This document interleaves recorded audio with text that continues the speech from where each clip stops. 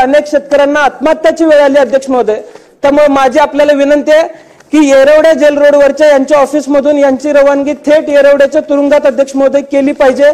विमा कंपन्यांच्या माध्यमातून शेतकऱ्यांची पिळवणूक चालू आहे अध्यक्ष महोदय। यापुढे जाऊन माझा अत्यंत एक महत्त्वाचा प्रश्न आहे अध्यक्ष महोदय। आर पाटील यांचे सुपुत्र यांनी विधान भवन गाजवलं। विधान भवन मध्ये अनेक आमदार येतात परंतु सामान्य नागरिकाच्या हिताच्या कधीच गोष्टी करत नाहीत। परंतु रोहित पाटील या तरुण आमदाराने सामान्य नागरिकांसाठी प्रश्न उठवले। रोहित पाटीलने खास करून महाराष्ट्रातील शेतकऱ्यांबद्दल प्रश्न उठवला। शेतकऱ्यांना योग्य तो भाव मिळत नाही, शेतकऱ्यांचं जर नुकसान झालं तर त्यांना योग्य भरपाई मिळत नाही, त्यावरती विमा कंपनी शेतकऱ्याला काही पैसे देत नाही। अत्यंत हुशार आणि अभ्यासपूर्ण भाषण रोहित पाटील यांनी विधान भवन मध्ये केलं। त्याशिवाय त्यांनी सरकारी शाळेबद्दल देखील प्रश्नचिन्ह उपस्थित केला। काही आमदारांनी रोहित पाटील यांच्याकडून शिकायला हवं। शिवाय रोहित पाटीलने शेतकऱ्यांना विमा न देणाऱ्या कंपनीच्या अधिकाऱ्यांना जेलमध्ये टाकण्याची विनंती केली। नेमकं रोहित पाटील विधान भवन मध्ये काय म्हणाले मला आपण बोलायला संधी दिली त्याबद्दल राज्यपालाच्या अभिभाषणावरती बोलण्याची संधी मिळाली त्याबद्दल मी मनापासून अध्यक्षांचा आभार मानतो। मी राज्यपालांच्या अभिभाषणावरती ज्यावेळेस आम्ही अभ्यास केला त्यावेळेस राज्यपालांच्या अभिभाषणामध्ये जे मुद्दे आलेले आहेत ते एकूण मुद्दे बघितल्यानंतर राज्याला दिवास्वप्न दाखवले जाते की काय अशा पद्धतीची परिस्थिती राज्यपालांच्या अभिभाषणानंतर आमच्या सर्वांच्या लक्षामध्ये आली।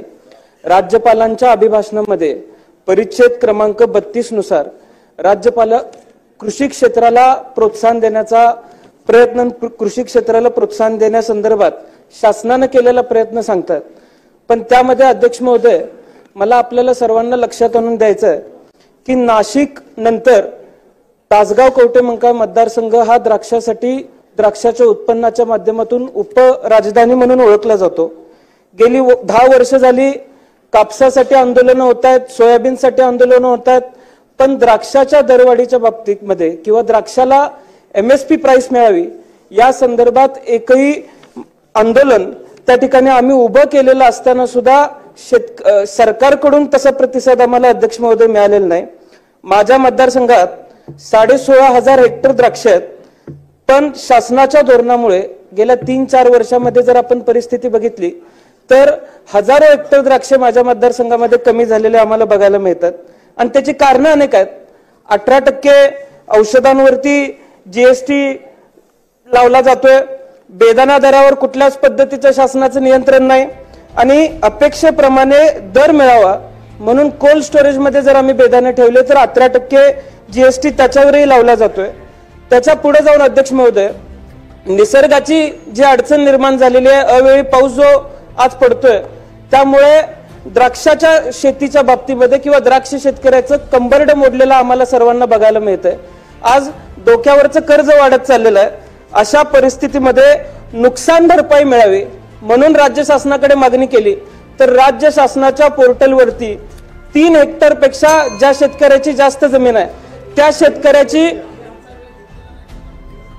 शेतकऱ्याची कुठलीही नोंद राज्य शासनाच्या पोर्टलवरती घेतली जात नाही। 3 हेक्टर पेक्षा जास्त ची नोंद राज्य शासनाच्या पोर्टलवरती घेतली जावी। त्याचबरोबर अध्यक्ष महोदय परिच्छेद क्रमांक 44 मध्ये राज्यपाल महोदयांनी वेगवेगळ्या पिकांना दिलेली नुकसान भरपाई सांगितली, पण माझ्या मतदारसंघातल्या एकूण झालेलं नुकसान 11,057 पंचनामे माझ्या मतदारसंघातले झाले। त्यामध्ये 4810 हेक्टर जमीन क्षेत्र बाधित झालेलं आहे, पण गेल्या सप्टेंबर-ऑक्टोबर मध्ये ज्या पंचनामे ज्या क्षेत्राचं झालं त्याचा एकही रुपया माझ्या मतदारसंघाला मिळालेला नाहीये। ही माझ्या मतदारसंघातली खरी परिस्थिती आहे अध्यक्ष महोदय। त्यामुळे माझी आपल्याला विनंती आहे की द्राक्ष उत्पादनाला जेवढा खर्च येतो तेवढं उत्पन्न आज द्राक्ष शेतकऱ्याला मिळत नाहीये। त्यामुळे द्राक्ष उत्पादक शेतकऱ्याच्या बाबतीमध्ये शासनानं कुठेतरी निर्णय घेण्याची आज वेळ आलेली आहे। अध्यक्ष महोदय माझी आपल्याला दुसरी विनंती अशी आहे की आज विमा कंपन्यांच्या बाबतीमध्ये मोठ्या प्रमाणात तक्रार शेतकरी बांधवांकडून येते आणि या विमा कंपन्यांच्या माध्यमातून शेतकऱ्यांचा बळी घेतला जातो। अध्यक्ष महोदय मी आपल्याला सांगतो राज्यात संत्रा, मोसंबी, केळी, द्राक्ष, पेरू, आंबा, डाळिंब, काजू, पपई या सगळ्या फळ पिकांना विम्याचं संरक्षण मिळतंय। हंगामी पिकांसाठी 1 रुपयाचा विमा हप्ता मिळतो, पण राज्य शासनाकडून 1 रुपयाचा विमा हप्ता जो मिळतोय त्याचं शासनाकडून योग्य तो प्रतिसाद मिळत नसल्यामुळे अनेक शेतकरी त्याच्याकडे पाठ फिरवतात। जर प्रतिसाद मिळाला तर संरक्षित रक्कम मिळत नाही, यामुळे शेतकऱ्यांचा आज घडीला प्रतिसाद सुद्धा या विम्याच्या गोष्टींकडे दिला जात नाही। त्यामुळे अध्यक्ष महोदय, माझी आपल्याला विनंती आहे की समूह जिल्ह्यामध्ये ठाणे, पालघर, धुळे, पुणे, सांगली, लातूर, बुलढाणा या माध्यमातून Bajaj Allianz general insurance company लिमिटेडच्या माध्यमातून माझ्या मतदारसंघामध्ये विमे आखले जातात। या कंपनीचं ऑफिस हे येरवडा जेल रोडच्या तिथे आहे, पण अध्यक्ष महोदय, या कंपनीनं वेळेवरती विमा न दिल्यामुळे, या कंपनीने विम्याच्या बाबतीत शेतकऱ्यांवरती अन्याय केल्यामुळे अनेक शेतकऱ्यांना आत्महत्याची वेळ आली अध्यक्ष महोदय। त्यामुळे माझी आपल्याला विनंती आहे की येरवडा जेल रोडवरच्या यांच्या ऑफिसमधून यांची रवानगी थेट येरवड्याच्या तुरुंगात अध्यक्ष महोदय केली पाहिजे।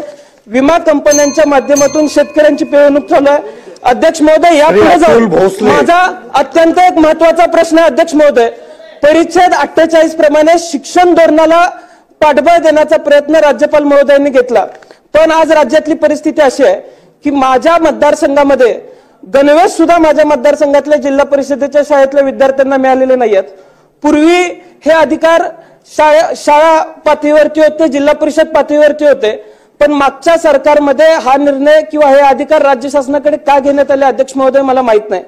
महाराष्ट्र सारख्या प्रगतशील राज्यामध्ये विद्यार्थ्यांच्यासाठी विद्यापीठ आपण उभं करतोय, विद्यार्थ्यांच्यासाठी शाळा उभ्या करतोय, कॉलेज उभं करतोय, पण साधा गणवेश सुद्धा जर आपण देऊ शकत नसेल तर या राज्याच्या दृष्टिकोनातून ही खेदाची बाब आहे अध्यक्ष महोदय, आपण लक्षामध्ये घेतलं पाहिजे। पाटील या तरुण आमदाराने अत्यंत महत्त्वाचे मुद्दे विधान भवनमध्ये मांडले। असे प्रत्येक आमदारांनी आपल्या जिल्ह्यातील मुद्दे जर विधान भवनमध्ये मांडले तर किती बरं होईल। रोहित पाटील यांनी जे विधान भवनमध्ये मुद्दे मांडले त्याबद्दल आपल्याला काय वाटतंय, एक कमेंट करून नक्की कळवा।